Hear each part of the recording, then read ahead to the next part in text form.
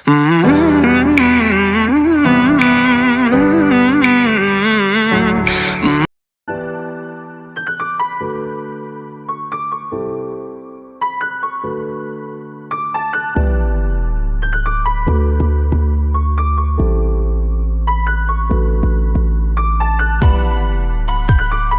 Everyone, welcome back to Chandana Vijay vlogs. ಹೇಗಿದ್ದೀರಾ ಎಲ್ಲರೂ?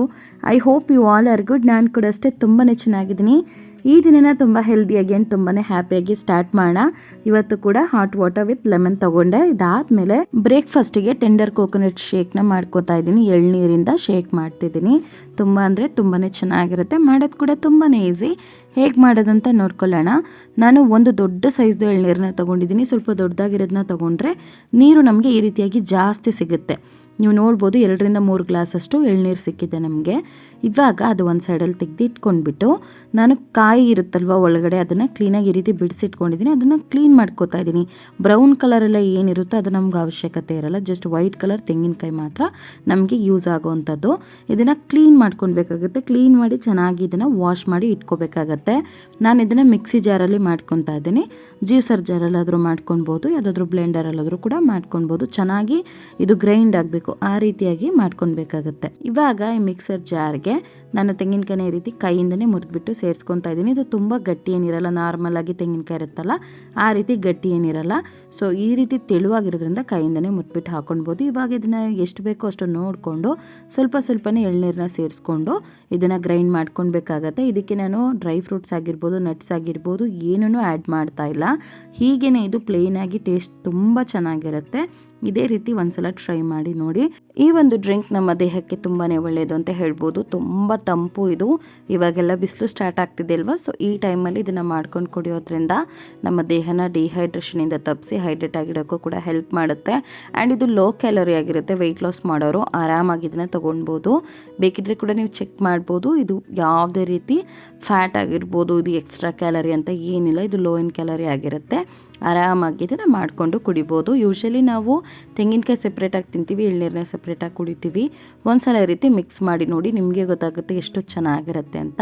ನಾನು ಆಲ್ರೆಡಿ ಚಿಯಾ ಸೀಡ್ಸ್ನ ನೆನೆಸಿಟ್ಕೊಂಡಿದ್ದೆ ಒಂದು ಗ್ಲಾಸಲ್ಲಿ. ಸೊ ಅದನ್ನು ಕೂಡ ಸರ್ವ್ ಮಾಡ್ಕೊತಾ ಇದ್ದೀನಿ. ಇದ್ರ ಜೊತೆಗೆ ಫೈಬರು ಆ್ಯಡ್ ಆದಾಗುತ್ತೆ ಆ್ಯಂಡ್ ಟೇಸ್ಟ್ ವೈಸ್ ಕೂಡ ತುಂಬಾ ಚೆನ್ನಾಗಿರುತ್ತೆ ಅಂತ ಹೇಳಿಬಿಟ್ಟು ಇದ್ರ ಜೊತೆ ಚಿಯಾ ಸೀಡ್ಸ್ನ ಆ್ಯಡ್ ಮಾಡ್ಕೋತಾ ಇದ್ದೀನಿ. ನಿಮ್ಗೆ ಇಷ್ಟ ಆಗುತ್ತೆ ಅಂದರೆ ಫ್ರಿಜ್ಜಲ್ಲಿ ಇಟ್ಬಿಟ್ಟು ಕೂಡ ಇದನ್ನು ಕುಡಿಬೋದು, ಅಥವಾ ಇದಕ್ಕೆ ಐಸ್ ಕ್ಯೂಬ್ನ ಹಾಕಿ ಕುಡಿಬೋದು. ತುಂಬ ಕ್ರೀಮಿಯಾಗಿ, ತುಂಬ ಟೇಸ್ಟಿಯಾಗಿ, ಸಖತ್ ಯಮ್ಮಿಯಾಗಿರುತ್ತೆ. ಈ ರೀತಿ ನಾನು ತೋರಿಸ್ಕೊಟ್ಟು ಹಾಗೆ ಪ್ಲೇನಾಗಿ ಒಂದ್ಸಲ ಟ್ರೈ ಮಾಡಿ, ಖಂಡಿತ ನಿಮ್ಗೆ ಇಷ್ಟ ಆಗುತ್ತೆ. ಇವತ್ತು ಮಧ್ಯಾಹ್ನ ಲಂಚ್ಗೆ ನಾನು ಕಾಲಿಫ್ಲವರ್ ಗ್ರೇವಿ ಮಾಡ್ಕೋತಾ ಇದ್ದೀನಿ. ಇದಕ್ಕೆ ಕಾಲಿಫ್ಲವರ್ನ ಕ್ಲೀನ್ ಮಾಡಿಬಿಟ್ಟು ಈ ರೀತಿ ಬಿಡಿಸಿ ಕಟ್ ಮಾಡಿ ಎಲ್ಲ ಇಟ್ಕೊಂಡು ಇದನ್ನು ಸ್ವಲ್ಪ ಹೊತ್ತು ಬಿಸಿನೀರು, ಉಪ್ಪು, ಅರಿಶಿನ ಹಾಕಿ ಇಡ್ತಾ ಇದ್ದೀನಿ. ಈ ರೀತಿ ಸ್ವಲ್ಪ ಹೊತ್ತು ನೆನೆಸಿಟ್ಬಿಟ್ಟು ಆಮೇಲೆ ನೀವು ಬಾಯ್ಲ್ ಮಾಡ್ಕೊಂಡು ಮಾಡಿದ್ರೆ ತುಂಬ ನೀಟಾಗಿ ಕ್ಲೀನ್ ಆಗುತ್ತೆ ಅಂತಲೇ ಹೇಳ್ಬೋದು. ನಾವು ಡೈರೆಕ್ಟಾಗಿ ಹಾಗೆ ತೊಳೆದ್ಬಿಟ್ಟು ಹಾಕಿದ್ರೆ ಅದರಲ್ಲಿ ಚಿಕ್ಕ ಚಿಕ್ಕ ಹುಳಗಳಿರುತ್ತೆ. ಸೊ ನೋಡಿಬಿಟ್ಟು ನೀಟಾಗಿ ನೆನೆಸಿ ಕ್ಲೀನಾಗಿ ಮಾಡ್ಕೊಳ್ಳಿ. ಕಾಲಿಫ್ಲವರ್ ಆಗಿರ್ಬೋದು, ಬ್ರೊಕೊಲಿ ಆಗಿರ್ಬೋದು, ಇದೆಲ್ಲ ತುಂಬ ಕ್ಲೀನ್ ಮಾಡ್ಕೊಳ್ಳುವಂಥ ತರಕಾರಿಗಳು. ಯಾಕಂದರೆ ಒಳಗಡೆ ಚಿಕ್ಕ ಚಿಕ್ಕ ಹುಳ ಇರುತ್ತೆ, ಹಾಗಾಗಿ ನೋಡ್ಕೊಂಡ್ಬಿಟ್ಟು ಮಾಡ್ಕೊಳ್ಳಿ. ಇವಾಗ ಸ್ವಲ್ಪ ಹೊತ್ತು ನೆನೆಸಿಟ್ಟಿದ್ದಾಗಿದೆ. ಇದಾದಮೇಲೆ ನಾನು ಒಂದು ಪಾತ್ರೆಯಲ್ಲಿ ಇದನ್ನು ಬಾಯ್ಲ್ ಹಾಕಕ್ಕೆ ಇಡ್ತಾ ಇದ್ದೀನಿ. ಬಾಯ್ಲ್ ಮಾಡೋವಂಥ ಟೈಮ್ನಲ್ಲೂ ಕೂಡ ಸ್ವಲ್ಪ ಉಪ್ಪು, ಸ್ವಲ್ಪ ಅರಿಶಿನ ಹಾಕಿಬಿಟ್ಟು ಬಾಯ್ಲ್ ಮಾಡ್ಕೊತಾ ಇದ್ದೀನಿ. ಈ ರೀತಿ ಮಾಡೋದ್ರಿಂದ ಇನ್ನೂ ಕೂಡ ಚೆನ್ನಾಗಿ ಕ್ಲೀನ್ ಆಗುತ್ತೆ. ಒಂದ್ಸಲ ಇದನ್ನು ಚೆನ್ನಾಗಿ ಮಿಕ್ಸ್ ಮಾಡ್ಕೋಬೇಕಾಗತ್ತೆ. ಉಪ್ಪು ಮತ್ತು ಅರಿಶಿನ ಹಾಕ್ತೀವಲ್ಲ, ಆವಾಗ ಚೆನ್ನಾಗಿ ಮಿಕ್ಸ್ ಮಾಡಿಬಿಟ್ಟು ಬಾಯ್ಲ್ ಆಗೋಕ್ಕೆ ಬಿಡಬೇಕಾಗತ್ತೆ. ಇದು ಜಾಸ್ತಿ ಹೊತ್ತೇನೂ ಟೈಮ್ ತೊಗೊಳ್ಳಲ್ಲ, ಬೇಗನೆ ಬಾಯ್ಲ್ ಆಗುತ್ತೆ. ಇದು ಬಾಯ್ಲ್ ಆಗೋಷ್ಟಕ್ಕೆ ನಾನು ಮಸಾಲೆ ರೆಡಿ ಮಾಡ್ಕೊಂಡು ಬಿಡೋಣ ಅಂತ ರೆಡಿ ಮಾಡ್ಕೊತಾ ಇದ್ದೀನಿ. ಜಿಂಜರ್ ಗಾರ್ಲಿಕ್ ಪೇಸ್ಟ್ನ ರೆಡಿ ಮಾಡಿ ಇಟ್ಕೊಂಡಿದ್ದೀನಿ. ಇದೇ ಜಾರ್ಗೆ ನಾನು ಒಂದು 7-8 ಹಸಿಮೆಣಸಿನ್ಕಾಯಿನ ಹಾಕೋತಾ ಇದ್ದೀನಿ. ಖಾರಕ್ಕೆ ಎಷ್ಟು ಬೇಕು ನೋಡ್ಕೊಂಡು ಹಾಕ್ಕೊಳ್ಳಿ. 1 ಈರುಳ್ಳಿ, ಒಂದು 4 ಟೊಮೆಟೊನ ಆ್ಯಡ್ ಮಾಡ್ಕೊತಾ ಇದ್ದೀನಿ. ಇದು ತುಂಬ ಈಸಿಯಾಗಿ ಕ್ವಿಕ್ಕಾಗಿ ಮಾಡ್ಕೊಳ್ಬೋದು. ಜಾಸ್ತಿ ಏನು ಇಂಗ್ರೀಡಿಯೆಂಟ್ಸು ಬೇಕಾಗಿಲ್ಲ, ಜಾಸ್ತಿ ಸಮಯನೂ ಹಿಡಿಯೋಲ್ಲ.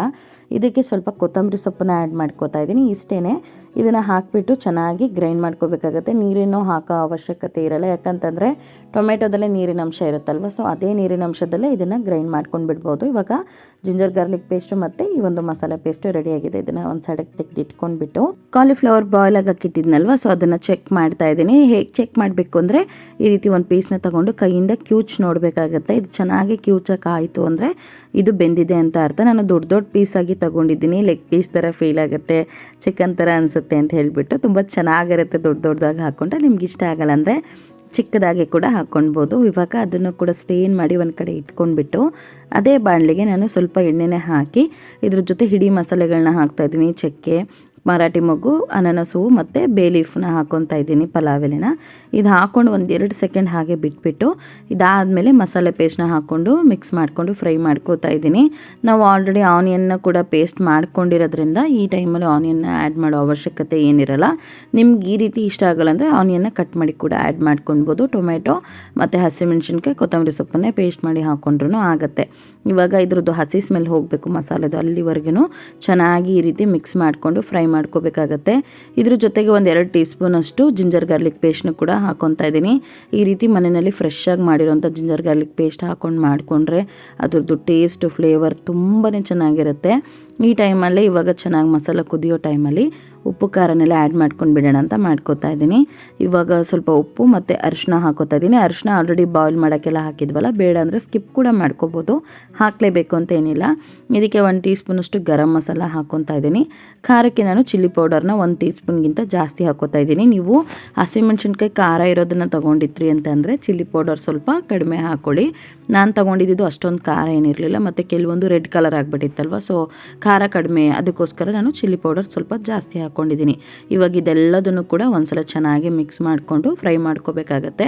ಇದು ಸ್ವಲ್ಪ ಫ್ರೈ ಆಗಿದೆ. ಇವಾಗ ಫ್ರೈ ಆದಮೇಲೆ ಕಾಲಿಫ್ಲವರ್ನ ಸ್ಟೇನ್ ಮಾಡಿ ಇಟ್ಕೊಂಡಿದ್ನಲ್ಲ ಅದನ್ನು ಆ್ಯಡ್ ಮಾಡ್ಕೊತಾ ಇದ್ದೀನಿ.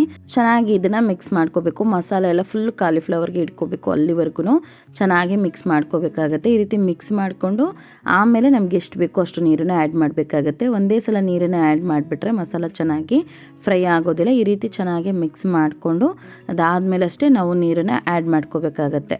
ಇವಾಗ ಚೆನ್ನಾಗಿದ್ದು ಮಿಕ್ಸ್ ಆಗಿದೆ.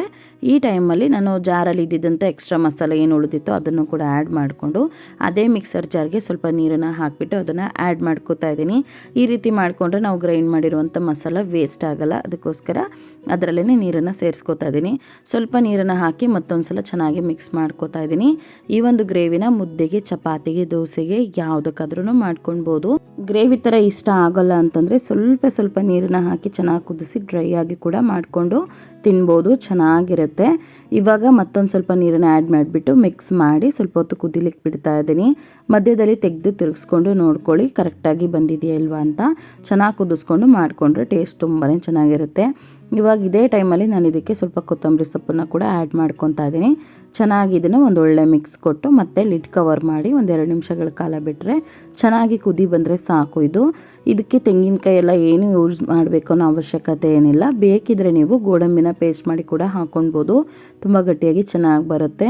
ಇದು ಸ್ವಲ್ಪ ಹೊತ್ತು ತಣ್ಣಗಾದ್ಮೇಲೆ ಚೆನ್ನಾಗಿ ಅಬ್ಸರ್ವ್ ಮಾಡಿಕೊಂಡು ಗಟ್ಟಿಯಾಗಿಬಿಡುತ್ತೆ. ಅದಕ್ಕೆ ನಾನು ಸ್ವಲ್ಪ ಲಿಕ್ವಿಡ್ ಆಗಿರುವಾಗಲೇ ಇದನ್ನು ಸ್ವಿಚ್ ಆಫ್ ಮಾಡ್ಕೊಂಡು ಬಿಡ್ತೀನಿ. ಈ ರೀತಿ ಮಾಡಿಕೊಂಡು ಒಂದ್ಸಲ ಟ್ರೈ ಮಾಡಿ ನೋಡಿ, ನಿಮಗೂ ಕೂಡ ಇಷ್ಟ ಆಗ್ಬೋದು. ಸೂಪರ್ ಟೇಸ್ಟಿ ಆ್ಯಂಡ್ ಸಿಂಪಲ್, ತುಂಬ ಈಸಿಯಾಗಿ ಮಾಡ್ಬೋದಾದಂಥ ಕಾಲಿಫ್ಲವರ್ ಗ್ರೇವಿ ಇವಾಗ ರೆಡಿ ಆಗಿದೆ. ನಾನು ಇವತ್ತು ಇದನ್ನು ಚಪಾತಿ ಮತ್ತು ರೈಸ್ ಜೊತೆಗೆ ಸರ್ವ್ ಮಾಡ್ಕೊಂಡಿದ್ದೆ. ತುಂಬ ಅಂದರೆ ತುಂಬಾ ಸ್ಟಮಕ್ ಫಿಲ್ಲಿಂಗ್ ಆಗಿತ್ತು, ಟೇಸ್ಟ್ ಕೂಡ ಸೂಪರ್ ಆಗಿತ್ತು. ಸಿಂಪ್ಲಿ ಸೂಪರ್ ಅಂತಲೇ ಹೇಳ್ಬೋದು. ಈ ಒಂದು ವಿಡಿಯೋ ನಿಮ್ಮೆಲ್ರಿಗೂ ಇಷ್ಟ ಆಗಿರ್ಬೋದು ಹಾಗೂ ಯೂಸ್ಫುಲ್ ಆಗಿರ್ಬೋದು ಅಂತ ನಾನು ಅನ್ಕೋತೀನಿ. ಇಷ್ಟ ಆಗಿದ್ರೆ ವಿಡಿಯೋನ ಲೈಕ್ ಮಾಡಿ, ನಮ್ಮ ಚಾನಲ್ನ ಇನ್ನೂ ಯಾರ್ಯಾರು ಸಬ್ಸ್ಕ್ರೈಬ್ ಮಾಡ್ಕೊಂಡಿಲ್ಲ ಸಬ್ಸ್ಕ್ರೈಬ್ ಮಾಡ್ಕೊಳ್ಳಿ. Thank you so much for watching. Love you all. Bye.